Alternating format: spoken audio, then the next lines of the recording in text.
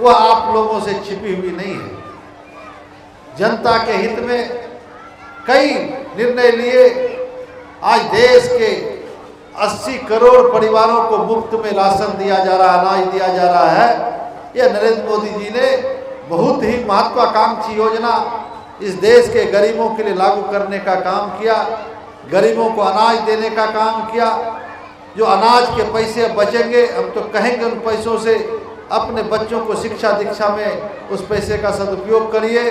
साथ ही प्रधानमंत्री जी ने आयुष्मान भारत योजना से इस देश के गरीब लोगों के लिए जो पैसे के अभाव में इलाज नहीं करा पाते थे, 5 लाख तक का इलाज की गारंटी नरेंद्र मोदी जी ने लिया है। और आयुष्मान भारत योजना से और जिस लोगों ने कार्ड नहीं बना पाए हैं, हम आग्रह करेंगे सभी लोग कार्ड बना लीजिए और 5 लाख तक का इलाज मुफ्त में होगी।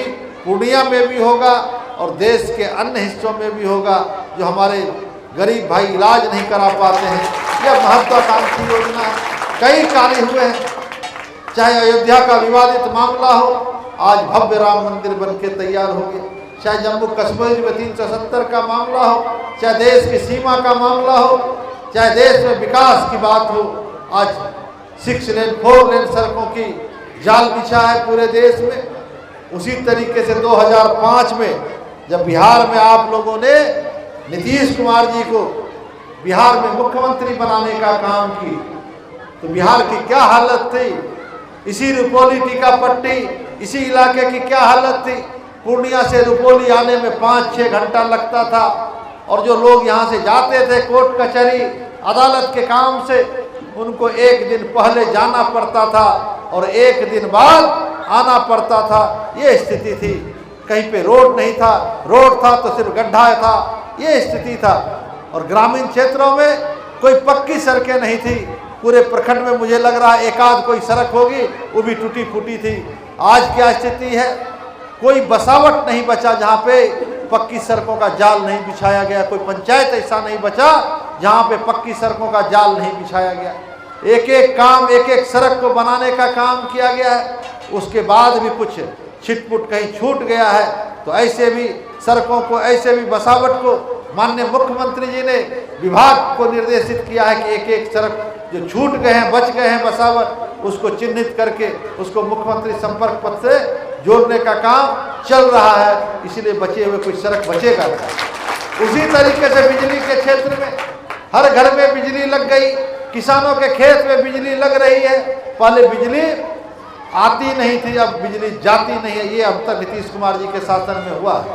स्वास्थ्य के क्षेत्र में, आज स्वास्थ्य के क्षेत्र में पूर्णिया जैसे, पूर्णिया में प्रधानमंत्री जी और माननीय मुख्यमंत्री जी आज से 10-15 दिन पहले मेडिकल कॉलेज का उद्घाटन किए। वो इस मेडिकल कॉलेज में 500 बेड का अस्पताल बना है, अत्याधुनिक सुविधाओं से लैस है।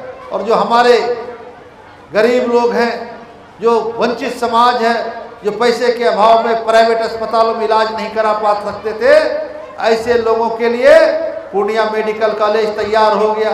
पूर्णिया के लोगों को तो लाभ होगा ही होगा, पूर्णिया के अगल बगल के जिलों के भी लोगों को लाभ होगा।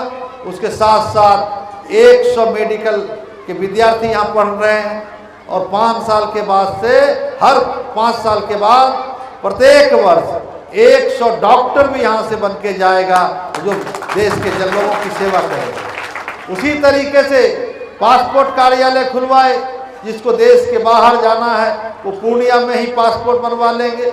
विश्वविद्यालय पूर्णिया में नहीं था, माननीय मुख्यमंत्री जी के आशीर्वाद से आज पूर्णिया में हमारा विश्वविद्यालय बन गया। पढ़ने लिखने वाले बच्चों को अब मधेपुरा का चक्कर नहीं लगता, वो यहीं पे अपना विश्वविद्यालय का काम कर लेते हैं। एग्रीकल्चर कॉलेज बना। तमाम जो मूलभूत चीज था, पूर्णिया शहर पहले आप सभी जाते होइएगा, पहले पतली सड़क थी, अब 6 लेन सड़क पूर्णिया शहर में बन गया। जो तमाम चीज है, एक एक काम को हम लोगों ने करने का काम किया है। रुपौली की सूरत बदली है, पूर्णिया का सूरत बदला है। इस 10 वर्षों में प्रधानमंत्री जी के आशीर्वाद से और बिहार के मुख्यमंत्री नीतीश कुमार जी के आशीर्वाद से हम लोग एक एक काम को करने का प्रयास किए हैं, एक एक काम किए हैं, चाहे वो धमधा बरहारा बिहारीगंज वाली सड़क हो, चाहे रुपोली मोहनपुर वाली हो, फलका श्रीपुर वाली हो, चाहे पंचायतों के अंदर में जो पक्की सड़क है उसको बनाने का हो।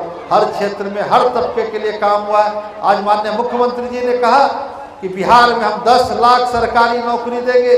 आज हमारे गांव में कोई पंचायत नहीं होगा जहां 10-20 बच्चे शिक्षक नहीं बने होंगे। आज लाखों लाख शिक्षकों में नियुक्ति हुई है, जो अन्य विभाग है उसमें भी बहाली हुई है। और माननीय मुख्यमंत्री जी ने तय किया कि 100 बहाली होगा तो 35 उसमें महिलाओं को बहाल की जाएगी, लड़कियों को बहाल की जाएगी। जो हमारे घर की बेटियां हैं उसको भी मजबूत करने का काम किया, उनको भी आगे बढ़ाने का काम किया।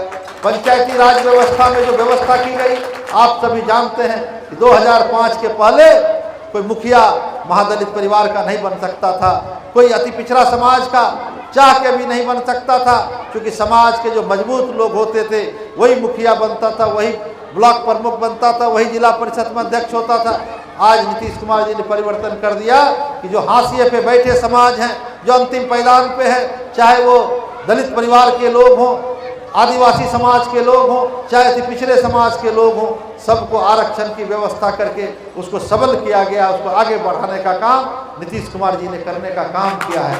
यह आज हम लोगों के लिए बहुत ही शुभ दिन है। आज हम लोग इस अवसर पे यहाँ उपस्थित हुए हैं। आप लोगों ने मौका दिया, 10 वर्षों तक पूर्णिया को सजाने और संवारने का हम लोग काम किए। कई लोग आएंगे, आने वाले चुनाव में महीने 2 महीने में कई लोग आएंगे, कई तरह के झांसा देने का काम करेगा। ऐसे लोगों को जब पूर्णिया को सजाने का मौका मिला तो पूर्णिया को तबाह करने का काम किया, पूर्णिया के हमारे उद्योगपति को यहाँ से पलायन कराने का काम किया। हमारे जो व्यवसायी थे वो यहाँ से चले गए, जो अच्छे डॉक्टर थे पूर्णिया छोड़ के चले गए, जो अच्छे व्यवसायी थे वो पूर्णिया छोड़ के चले गए। पूर्णिया को बंजर बनाने का काम किया। आज हम लोगों ने संवारने का काम किया नीतीश कुमार जी के आशीर्वाद से।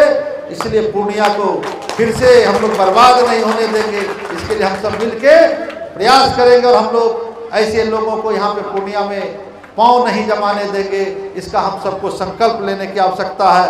और आप सबने आज इस 48 घंटे के इस यज्ञ में जो